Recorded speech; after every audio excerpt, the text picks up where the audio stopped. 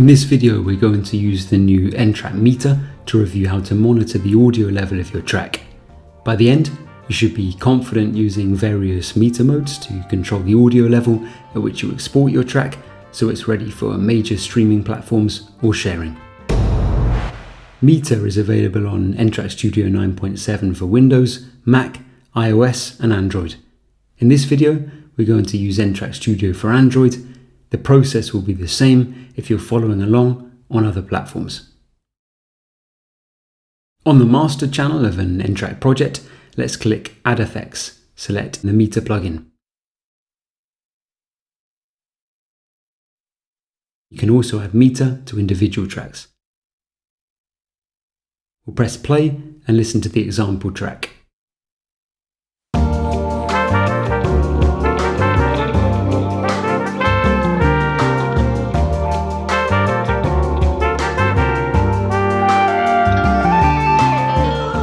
On the plugin, we'll see the level meters and metering values. The values can be reset by clicking on the bars to the side of the meters. Pressing the metering mode button at the bottom of the plugin, we can see that the level meters can work using various combinations of the peak, true peak, LUFS and RMS metering modes. We'll get into each of these modes in more detail, but as a general rule of thumb, we'd recommend using peak monitoring during recording to review and modify the audio level of individual tracks. We'd then switch to LUFS and true peak for mixing and mastering to get a feel of the overall track level and perceived loudness.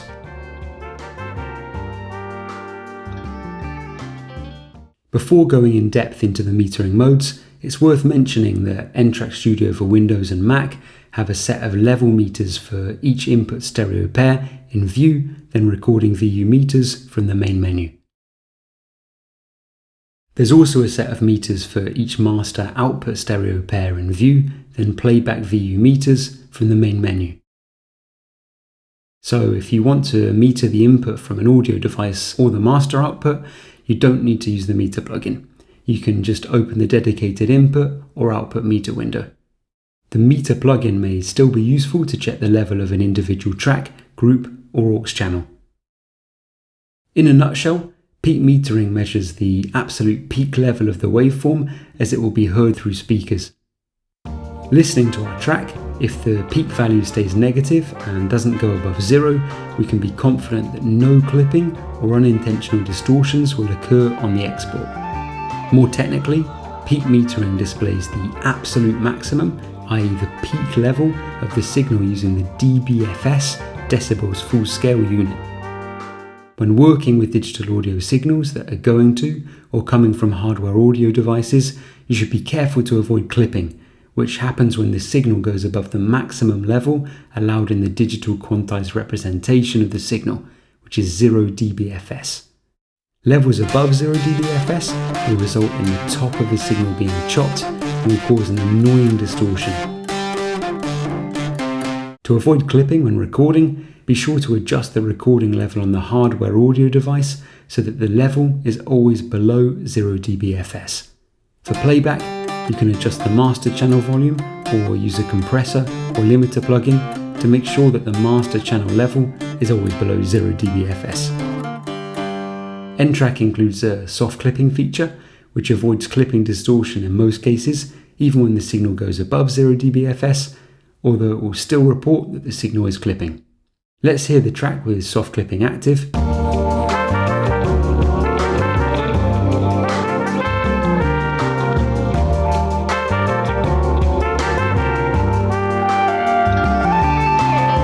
And let's hear the same example with soft clipping disabled.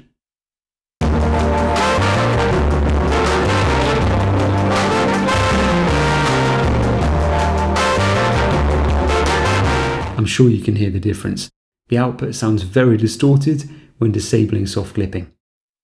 We can enable and disable soft clipping from the menu, then settings, and then soft clipping.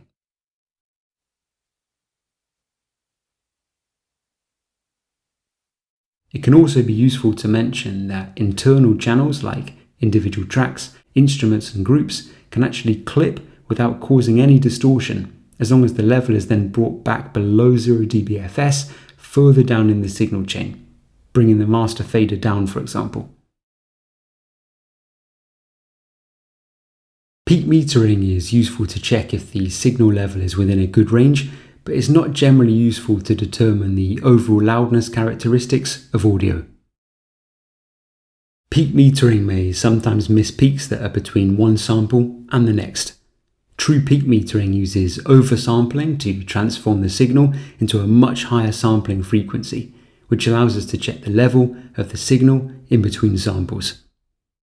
True peak metering is useful when mastering your song. It isn't very useful to keep true peak active when you're in the recording or composing phase of a production of a song, and it may add unnecessary CPU weight to the song project. You can enable and disable true peak from the meter mode menu.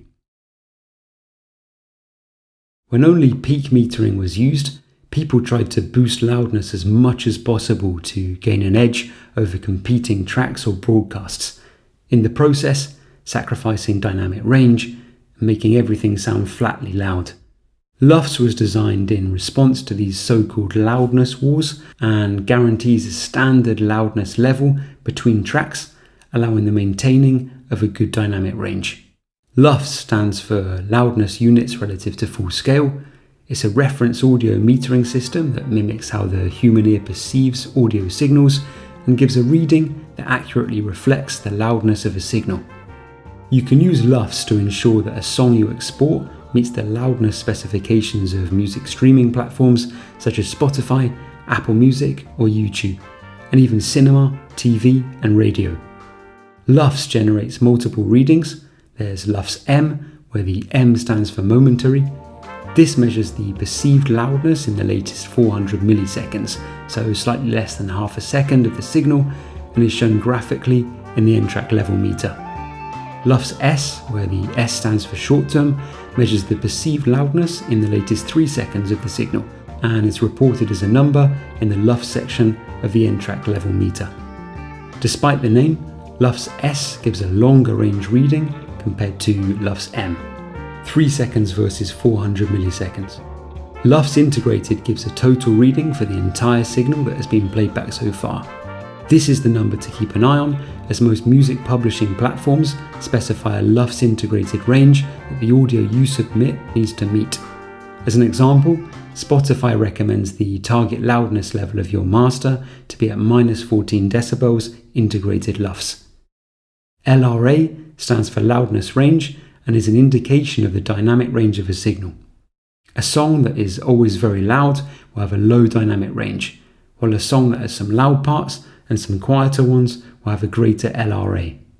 Note that the computation excludes the quieter parts of the signal, so neither total silence nor very quiet parts will influence the reading.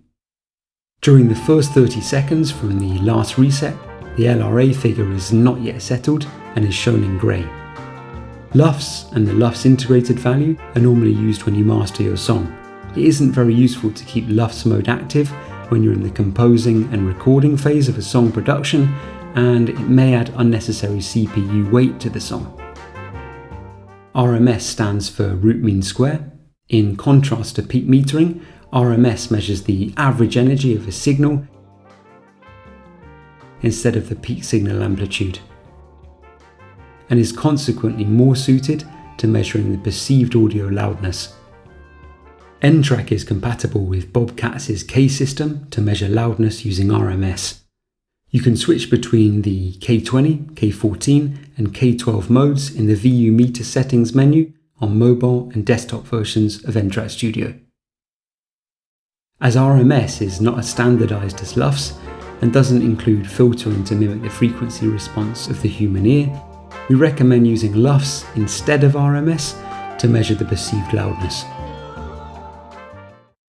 The N-track meters can be configured with various interesting options. Let's review some of them. We can change the range. We can switch between max, peak, and current level.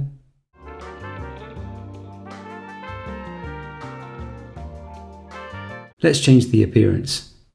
There's no scale.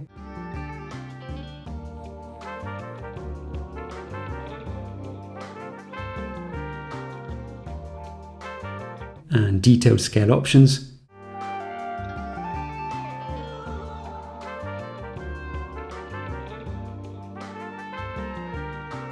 We can also select vertical orientation. Let's also activate and drag target ruler meter, which we're showing here on Mac.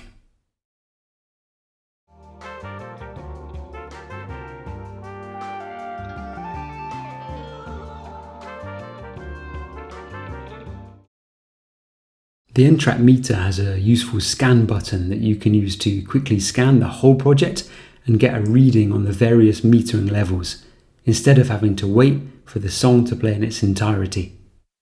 After the scan, but also during the playback, when a song is clipping, besides reporting the clipping level and position, N-Track will also highlight the time intervals when the song clips in red in the main time axis.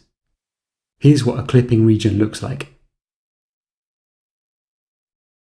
We've covered quite a bit of technical detail here, and hope it gives you the clarity to understand and utilize metering modes when producing music in N-Track, as well as the confidence to start finishing and releasing your music. If you have any questions about meter, do let us know in the comments. And if this video has been helpful, please hit that subscribe button and like the video so we can keep the channel growing. Until the next one, cheers.